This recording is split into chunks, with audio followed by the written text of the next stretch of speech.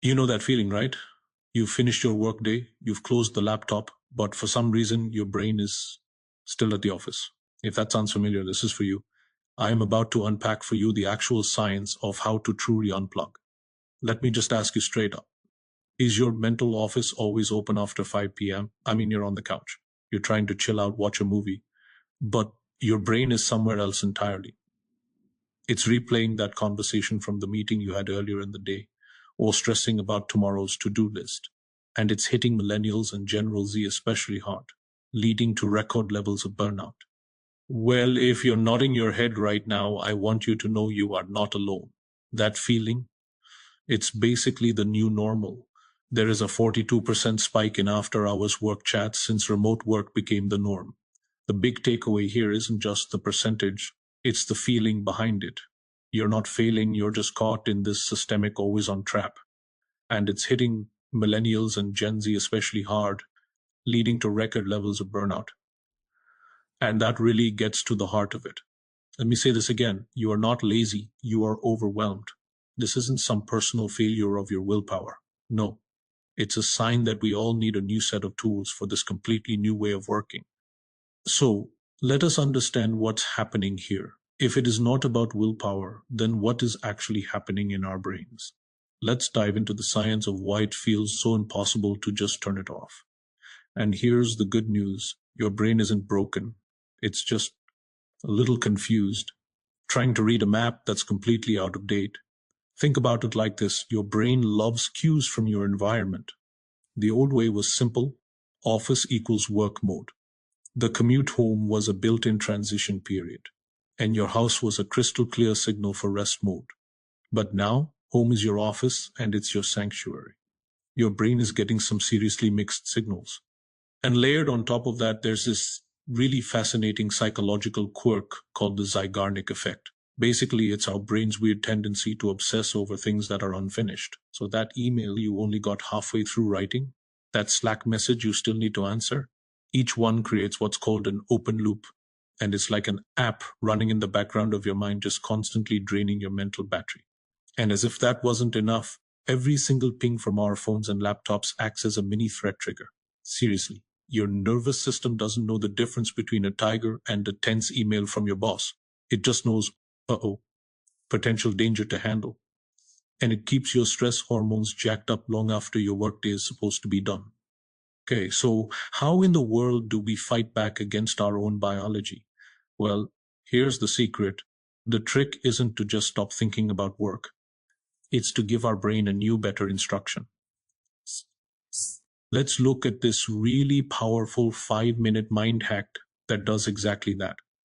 You see, you really can't just tell your brain, don't think about work. It's like if I tell you right now, whatever you do, don't think about a pink elephant. So what are you thinking about? Exactly. You can't just delete a thought, you have to replace it with an action. That brings us to this technique called the mental file cabinet. It's a simple but shockingly powerful ritual. First, you do a brain dump. Get all those open loops out of your head and onto a piece of paper. Second, sort them into mental files. Things like action items for tomorrow or stuff I'm going to worry about later. Here are the crucial last steps. You vividly visualize putting those files away and locking the cabinet, and then you say the sealing statement out loud.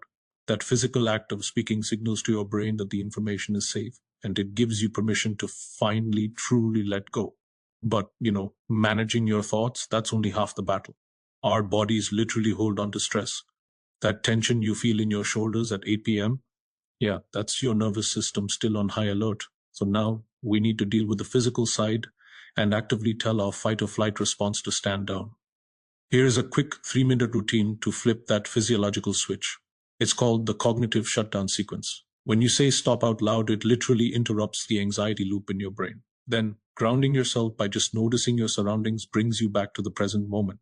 The square breathing, that's a biochemistry hack that tells your nervous system it's safe. And finally, that now declaration, it provides a powerful, definitive end to your day. Okay. Remember that spatial and coding confusion we talked about earlier? The whole thing about our brain getting mixed signals from our environment? Well, since that's happening, we need to intentionally create our own boundaries. And we can do this with a couple of clever tricks called context zoning and digital friction. So the goal here is to create really clear, unmissable signals for your brain. Designate one spot. It could be just one chair at your kitchen table that is for work and only for work. Use a sensory cue, like a specific lamp you only turn on when you're in work mode. This one's a game changer. Add digital friction. That just means making it a tiny bit harder to slip back into work.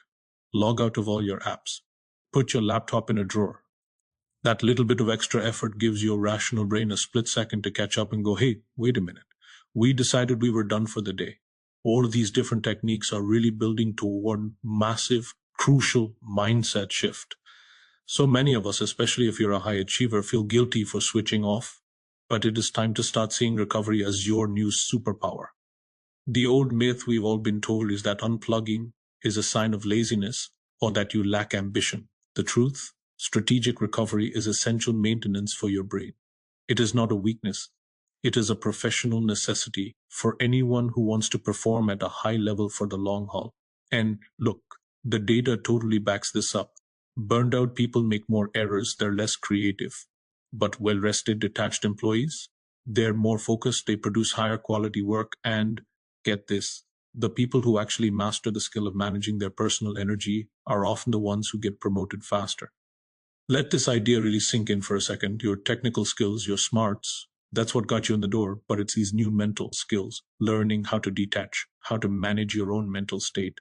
That's what's going to ensure your long-term success and your sanity in this new world of work. So as you go about your evening, I'm going to leave you with a question.